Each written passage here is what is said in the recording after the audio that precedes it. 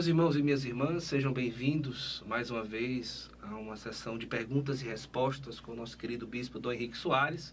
Para nós é uma alegria estar com você aqui no canal do YouTube do nosso bispo para trazer perguntas e respostas que vocês deixam no site domhenrique.com.br.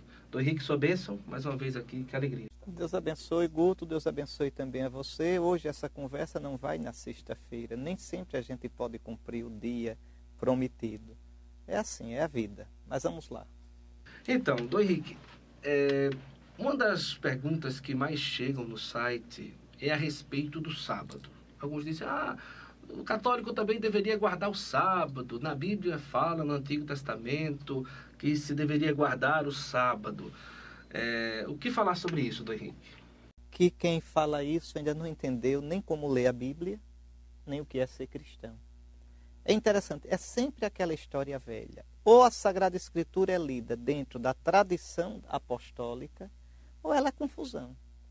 Ou a Sagrada Escritura é lida dentro da Igreja Católica, a única Igreja de Cristo, que tem o Espírito Santo, porque Jesus prometeu, não é porque a gente é bom, não. É porque Nosso Senhor escolheu 12, eu sou sucessor dos 12. Não porque digo que sou, mas porque os bispos legítimos da Igreja, também os bispos ortodoxos, que não estão em comunhão com o Papa, são legítimos sucessores dos apóstolos. Pela sucessão apostólica, pela imposição das mãos, pelo sacramento. Então, a Igreja Católica, pela graça de Cristo, pela continuidade histórica e pela continuidade do dom do Espírito, veja, a Igreja Católica é quem tem a autoridade dada por Cristo. Não adianta espernear, tem gente muito melhor do que eu, mais santa do que eu, até fora da Igreja Católica, mas Cristo deu a gente. Paciência.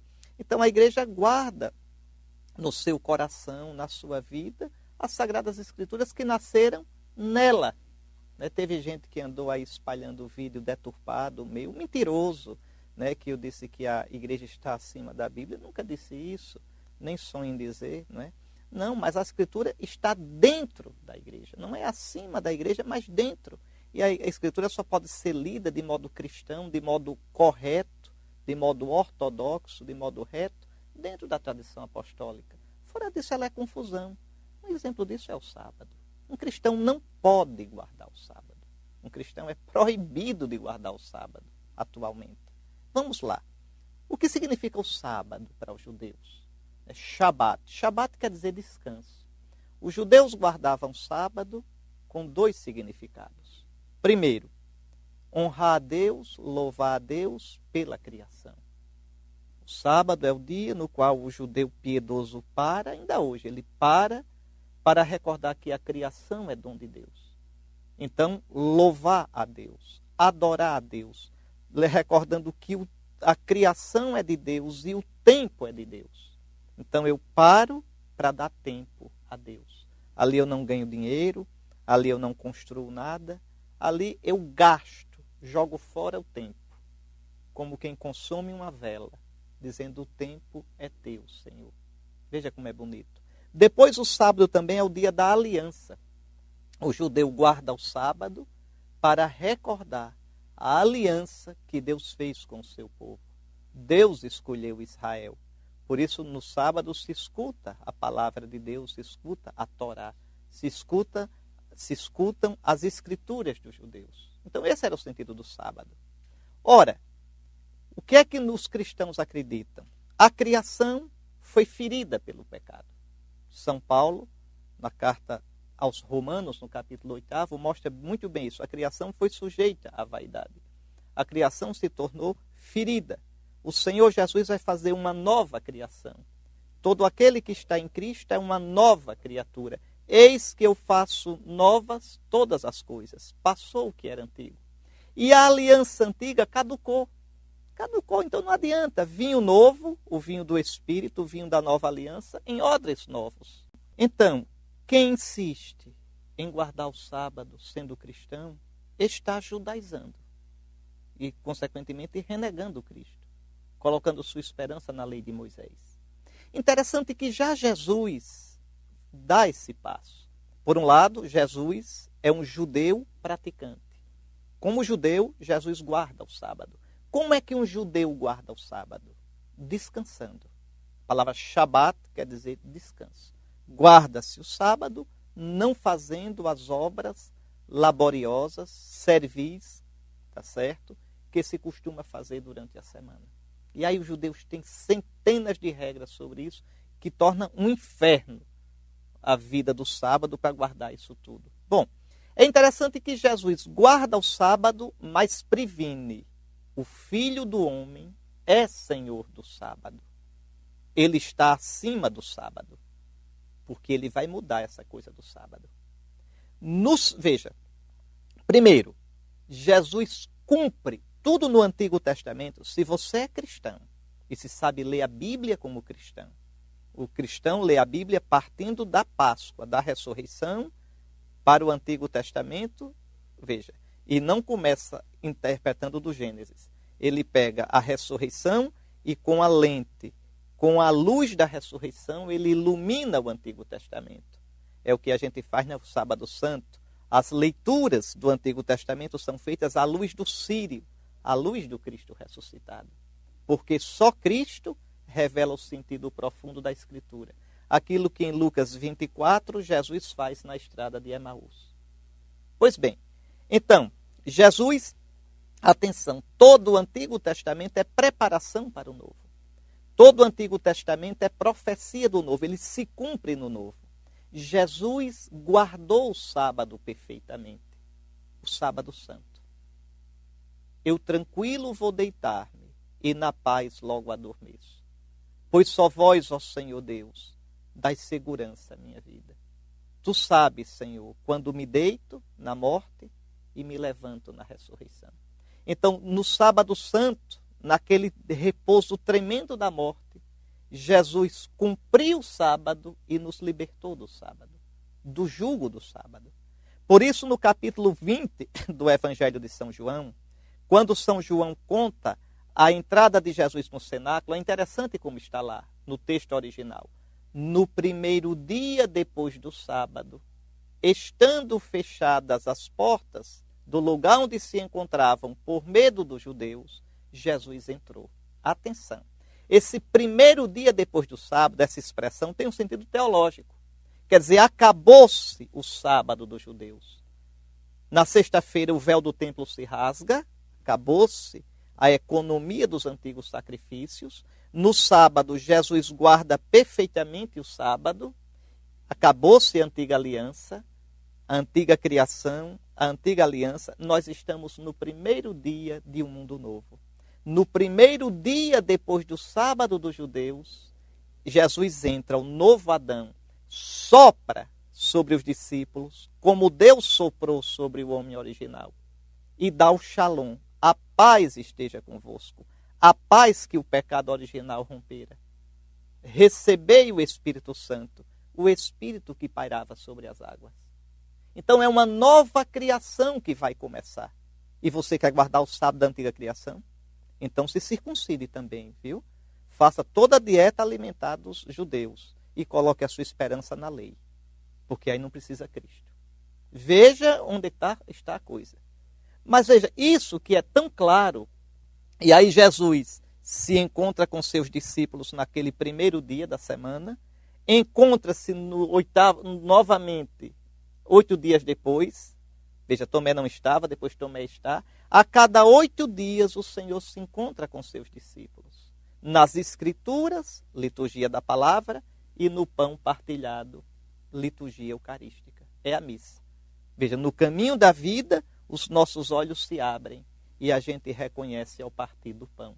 É por isso que no livro do Apocalipse, no capítulo 1, versículo 10, São João chama esse primeiro dia, porque os pagãos, os gentios chamavam, e os judeus chamavam primeiro dia da semana. Os pagãos chamavam dia do sol. Tá certo? Daí ainda em inglês hoje.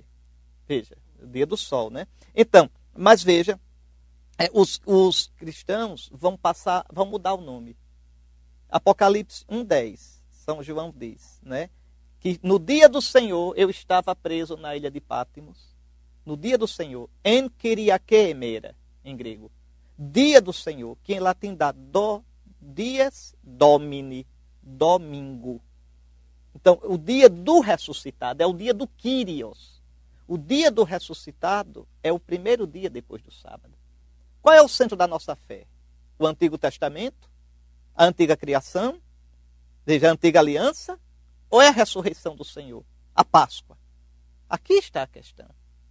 Então, no dia do Senhor, vejam, vocês vão ver São Paulo lá nos Atos dos Apóstolos, no capítulo 20, São Paulo, né, em Troade, ele no sábado à noite, na véspera do domingo, sábado à noite não é mais o sábado dos judeus. O sábado dos judeus começa na sexta tarde e termina no sábado à tarde. Paulo está no sábado à noite, porque já é domingo. Veja, no primeiro andar, em Troade, e celebrando a Eucaristia, e aí demora demais pregando, veja, e tinha um rapaz sentado na janela, e cochila, nunca cochila numa pregação. O resultado é trágico. E ele caiu e morreu. São Paulo desce e o revitaliza, o ressuscita. Veja, estão celebrando a Eucaristia no domingo. Já é domingo para os judeus. Na primeira carta aos Coríntios, no capítulo 16, é o final da primeira carta, o último capítulo, São Paulo, que tinha tanto cuidado com a coleta que ele estava fazendo para os cristãos de Jerusalém, ele diz, no primeiro dia da semana, veja, fazei a coleta. Por que pede no primeiro dia da semana? Porque é o dia que os cristãos se reúnem. Os cristãos não se reuniam no sábado. Os cristãos se reuniam no primeiro dia da semana. Está certo? E, veja, é claro que em Jerusalém, os apóstolos, logo no começo, frequentavam o templo para as orações, porque eram judeus. Lembre que o Concílio de Jerusalém, nos Atos dos Apóstolos, vai dizer, olha, o cristão que for judeu e quiser continuar cumprindo a lei de Moisés, cumpra. Não faz mal. Veja. Agora, não pode impor aos cristãos vindos do paganismo. Ou seja, esse cumprimento da lei não é mais necessário para a salvação. São atos de piedade. Você pode fazer, descansar no sábado, tudo, mas não é mais obrigado. Então, é um momento de transição.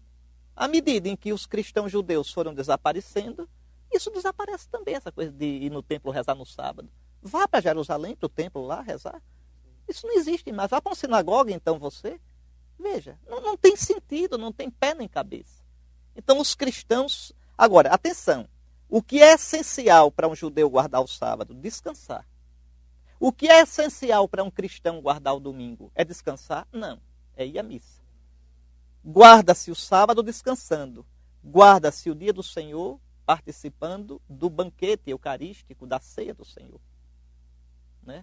E depois, já com o Império Romano, foi que os cristãos também, por uma questão humanitária, para ter tempo para a família, para ter tempo para rezar, para ter tempo para ir para o sacrifício eucarístico, quando o Império já era cristão, então se passou a fazer do domingo também um dia de descanso.